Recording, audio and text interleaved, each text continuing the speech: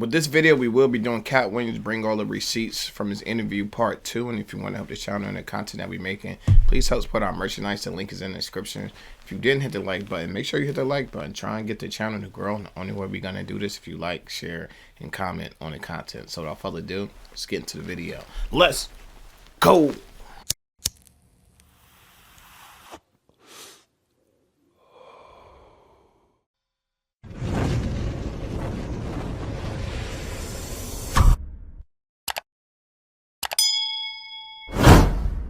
Chi, get the yayo. Get the yayo.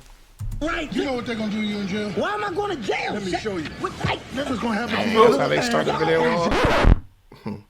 I did then, I've done with every single role, whether it was an Emmy-winning role or whether it wasn't, whether I was playing somebody homeless, whether I was playing a dirty vagabond on Atlanta, whether it was an eccentric guy in First Sunday. You're trying to create a character. You can't just be Faison in every movie. Like, you're just gonna take your shirt off on every movie? Like, why does it say that in your script? Man, I was just chilling, man. I was like, money talks. behind me had the light and everything. I remember that one. He's like, hey, I ain't even like that. Did he grab you like this? Oh, like this. Yeah, like that. But man, why you so close, man? let Big Worm breathe. But you gotta admit the role that he played, Big Perm in Friday now. You gotta give him credit for the role now. Come on now. If what you're saying is correct, why wasn't he in next Friday or Friday after next? I mean, his role, it wasn't good. It wasn't good. Boy, what the fuck you want? Give me some chili Frito.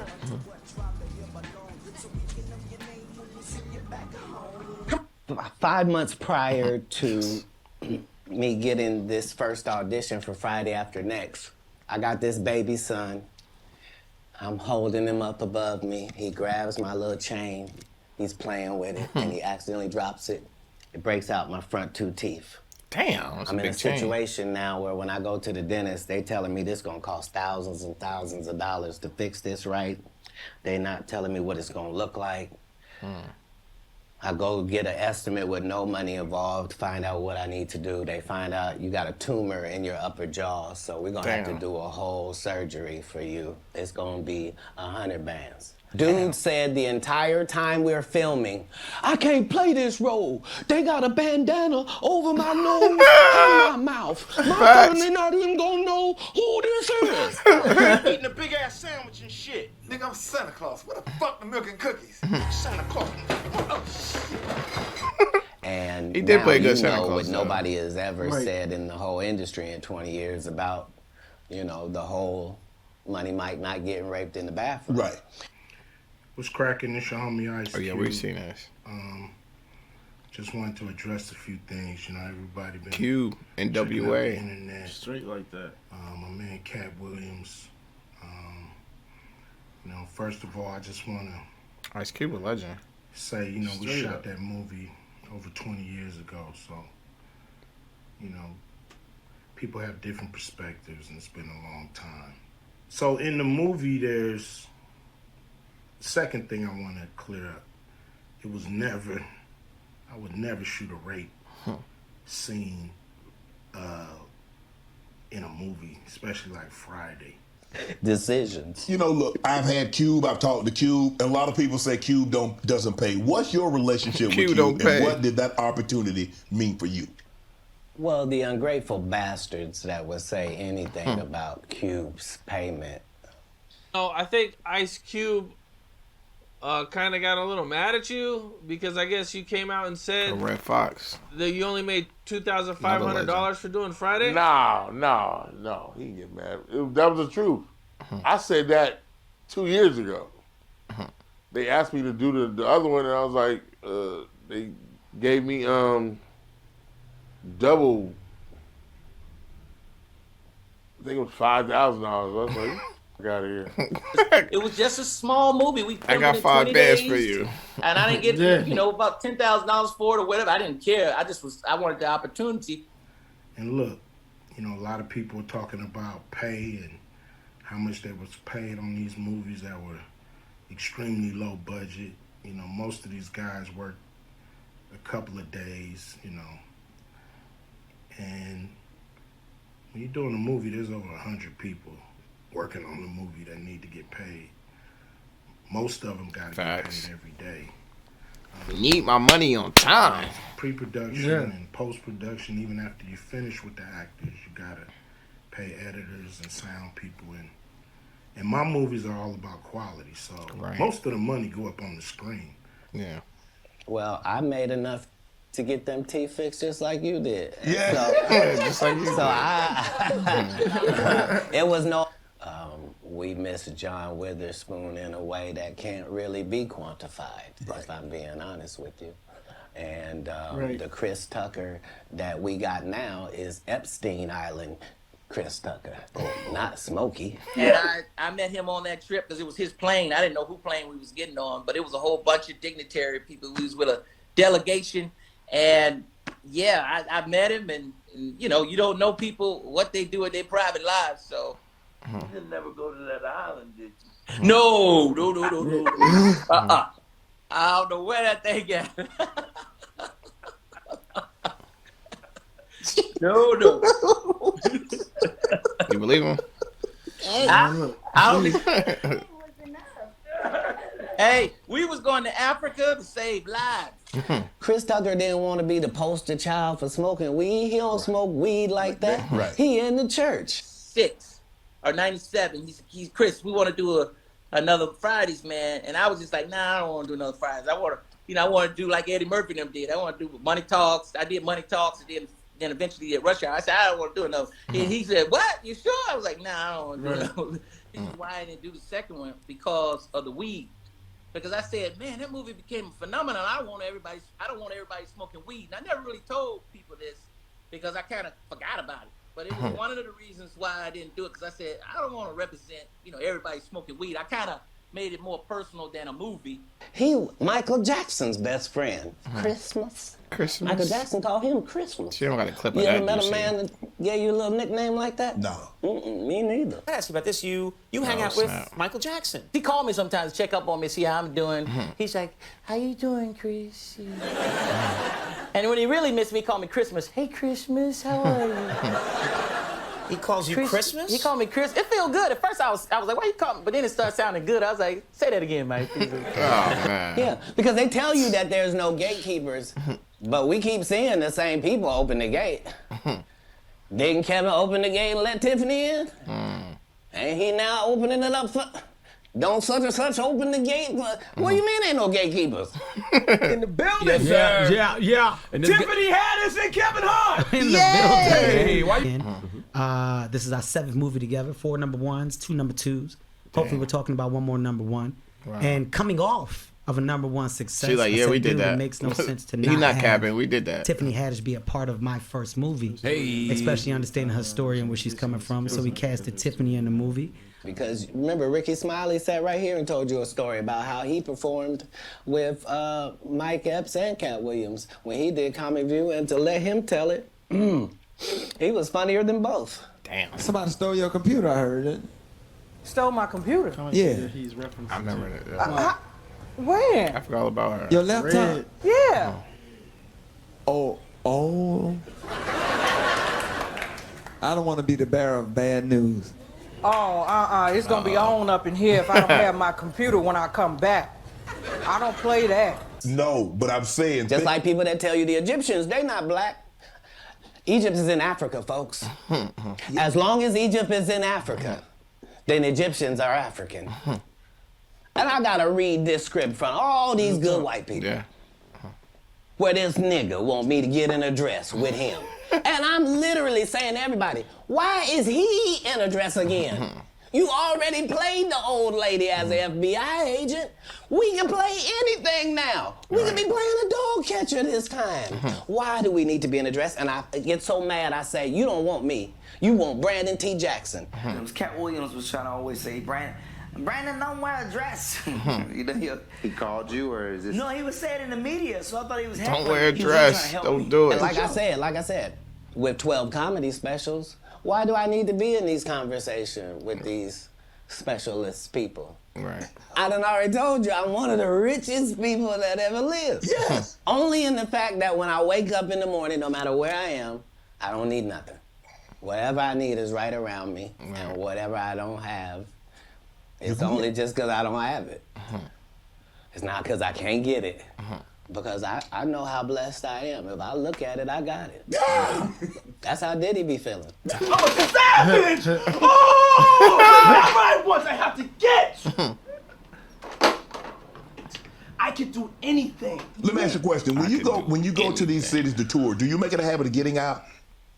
That's how I built my reputation. It's also how I ended up in jail 19 times. Because Yes, ma'am. I've never been to prison. You have 19 several felonies, times. no convictions. Yeah. Knock it Yeah. off. Prison and jail aren't the same. No. Calm No. The way it works is the script is already there. This is a character in the script. If they give me the job, I make it my job that this character here has to be as big as this whole project. So if you don't even see the movie School Dance, I want you to remember, whose goddamn white baby is this? Whose goddamn white baby is that? This is your baby, okay? He's just light-skinned. That one might be mine. That one right there. I'm not totally sure. Just because you name him Darren don't mean he belonged to Darren. So I've known Nick Cannon since he was 14. Nick Cannon has never called and asked me to do one single thing, and I turned him down. Because I've known him since he was a young black child in Hollywood. Wow. So, what I did in Wildin' Out was to be his protector. You look like a badass belly button, and you and your crew, y'all can't hurt me. We all got on the same clothes, y'all still look dirty. Because respect has to be in there as well. If you trying to do it with Kevin Hart, you and him gonna get run over. You a teenager, he 5'2". Like, what's gonna happen? You a grown man built like you the age of 12.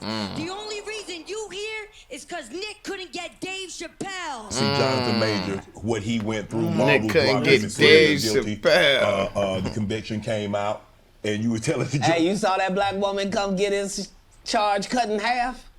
Thank you, Megan Good. God bless you, coming to save that slave. Part of giving you the world. First of all, they went around the world for 2 years straight telling any women that would listen that this was a good-looking Negro. Since when? When did y'all start liking a big nose? And when did y'all like a little head and a big jaw? When? Is he not sitting there describing Shannon Sharp to his face? Since when? That look like y'all liking a big nose. And when did y'all like a little head and a big jaw? When? Since when? That look like my daddy. When you start liking my daddy? Funny. You like black people's features like that? If this ugly... Points at him. No, snap. So you know Kanye? I don't know if you've been around Kanye. This is hilarious. What do you suspect's going on? She's funny. I suspect that we're pretty awful people if we say that somebody got a mental illness and then we watch what they do. By the time I got to TMZ, I was ramped up. So what was awesome is that the world got to really experience someone in a ramped up state. And that's when you get these comments that just shoot out, like almost like Tourette's. Good cases of bipolar where people go low. I'm one that goes high.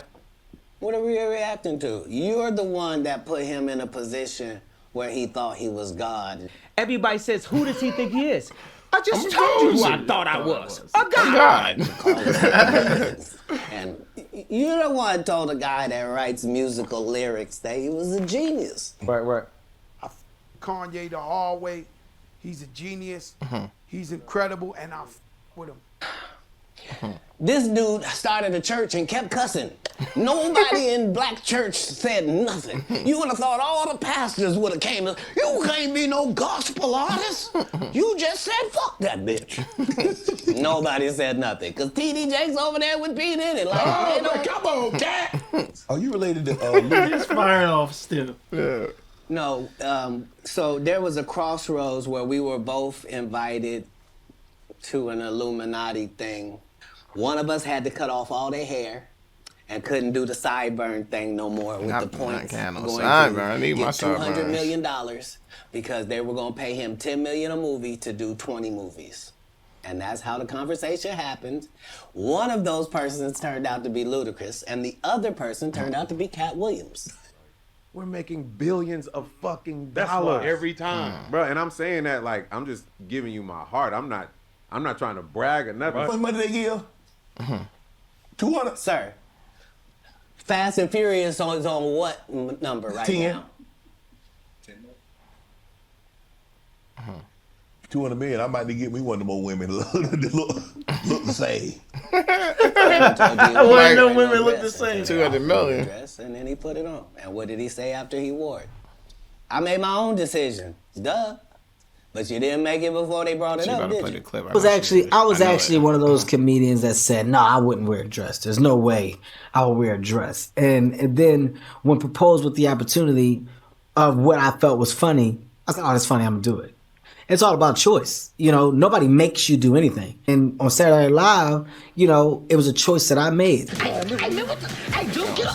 What are you doing, man? Get your hands up. All right. You know what they're gonna do to you in jail? Why am I going to jail? Let me show you. This is gonna happen to your little ass in jail. Once again, thank you for watching. This took a lot of work. This was actually really fun to edit though, especially reading these comments. They had me so dead. Keep them coming. I like the reactions, everything. Like, this was fun. This was a fun little key. Duh.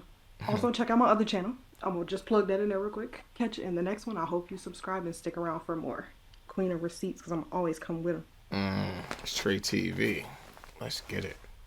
This Lamar Wilson here representing Ghetto Action News Network _ all lowercases. No spaces. You can find us on Facebook. And when you do, follow the page, like the page, share the page, and come back. I'm going to get right on into this. This is some more receipts from the Katt Williams interview, the infamous interview at this point on Club Shade Show. And I was really impressed by the editing on this one. Me too. How everything was lined up. And it was just, this was a fun watch altogether. There was a couple times where I just couldn't stop but laughing myself. Yeah.